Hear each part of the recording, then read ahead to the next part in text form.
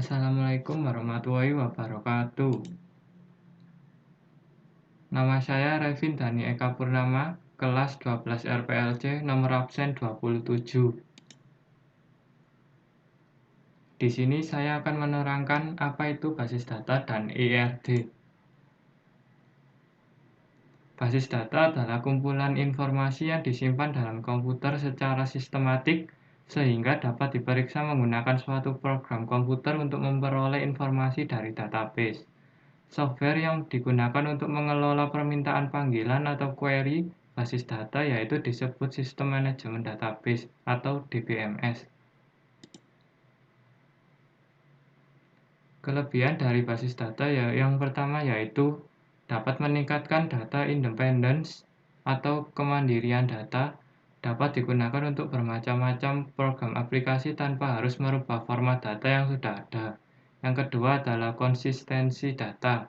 Dilakukan dengan cara data disimpan hanya sekali dalam basis data sehingga jika terjadi perubahan pada nilai data tersebut, perubahan hanya dilakukan satu kali dan nilai baru tersebut akan tersedia untuk semua pengguna.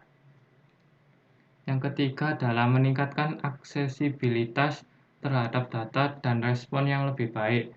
Pengguna dapat memperoleh data yang dibutuhkan dengan cepat dengan menggunakan query language. Yang keempat adalah pengendalian terhadap kerangkapan data. Dilakukan dengan cara data hanya disimpan sekali. Hal ini mengurangi kerangkapan data dan mengurangi biaya untuk tempat penyimpanan. Yang kelima adalah meningkatkan keamanan data. Keamanan basis data melindungi basis data dari pengguna yang tidak memiliki otorisasi. Yang keenam adalah memperbaiki integritas data. Integritas data mengacu pada validitas dan konsistensi dari data yang disimpan.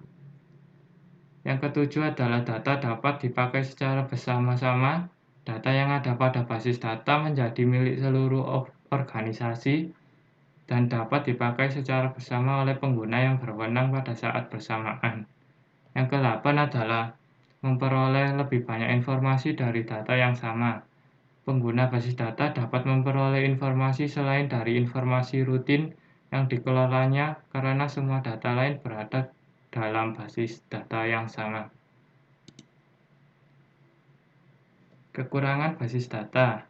Yang pertama yaitu biaya yang tidak murah, alias biayanya sangat mahal karena menyangkut biaya-biaya untuk pembelian sekaligus perawatan hardware and software. Yang kedua adalah rumit. Perancang atau pengembang atau DBA basis data administrator dan pengguna akhir harus memahami secara detail dan mendalam tentang fungsi basis data yang ditangani agar dapat mengambil manfaat dari basis data. Kegagalan dalam memainkannya dapat menyebabkan kerugian yang cukup besar bagi organisasi atau perusahaan. Yang ketiga adalah tambahan biaya konversi. Diperlukan biaya yang besar untuk berpindah dari aplikasi atau sistem yang lama ke dalam sistem dan hardware basis data yang baru atau upgrade. Contoh penggunaan basis data. Yang pertama yaitu pada bank digunakan untuk pengelolaan data nasabah dan accounting. Yang kedua pada bandara digunakan untuk pengelolaan data reservasi dan penjadwalan. Yang ketiga pada universitas digunakan untuk pengelolaan pendaftaran dan alumni. Yang keempat pada penjualan digunakan untuk pengelolaan data customer dan produk penjualan. Yang kelima pada pabrik digunakan untuk pengelolaan data produksi, persediaan barang, pemesanan, dan agen. Yang keenam, pada kepegawaian digunakan untuk pengelolaan data karyawan, gaji, dan pajak. Yang terakhir, telekomunikasi digunakan untuk pengelolaan data tagihan jumlah pulsa. Macam-macam aplikasi basis data yaitu ada MySQL, MariaDB, Microsoft SQL Server, Oracle Database, PostgreSQL, SQLite, DBaver, MongoDB, dan yang terakhir adalah Apache Cassandra. ERD atau Entity Relationship Diagram adalah suatu model untuk menjelaskan mengenai hubungan antar data dalam basis data berdasarkan objek-objek dasar data yang memiliki hubungan antar relasi. Komponen ERD. Yang pertama yaitu entitas. Dalam ERD merupakan sebuah objek atau simbol yang berfungsi sebagai identitas pada kesatuan yang mempunyai nama dan label. Entitas digambarkan dengan simbol atau objek sebuah persegi panjang. Yang kedua yaitu atribut. Atribut dalam ERD merupakan sebuah objek atau simbol sebagai karakteristik dari entitas atau relasi yang menampilkan penjelasan informasi detail tentang keduanya. Atribut ini juga digambarkan dengan simbol atau bentuk elips. Yang ketiga yaitu relasi atau hubungan antar entitas. Relasi dalam ERD merupakan sebuah objek atau simbol yang menghubungkan antara satu entitas atau lebih yang tidak memiliki fisik namun ia hanya sebagai konseptual. Relasi juga berfungsi untuk mengetahui jenis hubungan antara dua data. Relasi digambarkan dengan simbol atau bentuk bola ketupat. Relasi dibagi menjadi tiga yaitu one to one, yaitu setiap satu anggota entitas hanya boleh berrelasi dengan satu anggota entitas lain dan sebaliknya. Yang kedua yaitu one to many, yaitu setiap satu anggota entitas boleh berrelasi dengan anggota entitas lain lebih dari satu.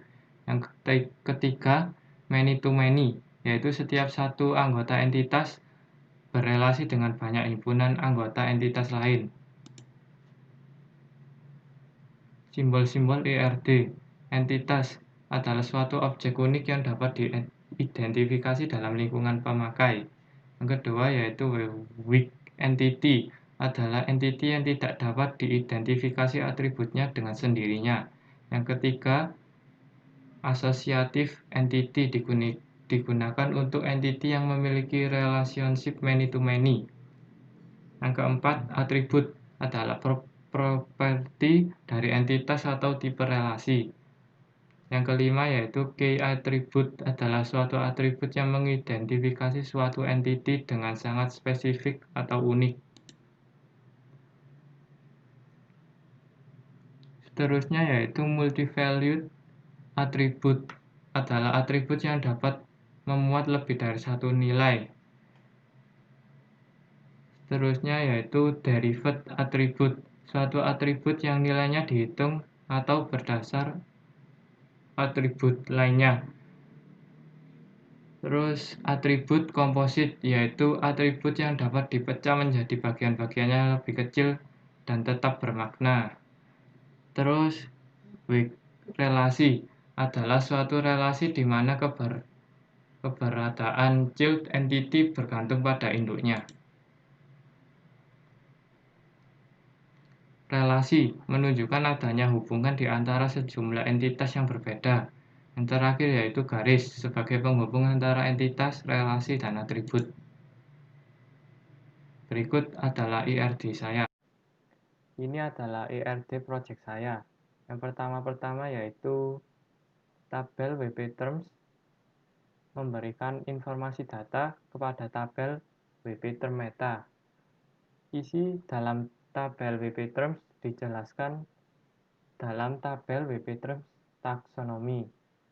Tabel WP Terms Taksonomi menampilkan data pada tabel WP Terms Relationship. Tabel tersebut menghubungkan ke tabel WP Post. Tabel WP Post memberikan isi dari postingan tersebut ke dalam tabel WP Post Meta. Tabel Post juga menampilkan data user pada tabel user. Tabel user memberikan informasi data user kepada tabel user Meta. Tabel user juga menampilkan komen dari user tersebut dan masuk pada tabel WP Comment. Tabel WP Comment memberikan informasi data ke tabel WP Comment Meta. Dan kedua tabel ini yaitu WP Option dan WP Links tidak termasuk ke dalam sistem. Sekian, terima kasih. Wassalamualaikum warahmatullahi wabarakatuh.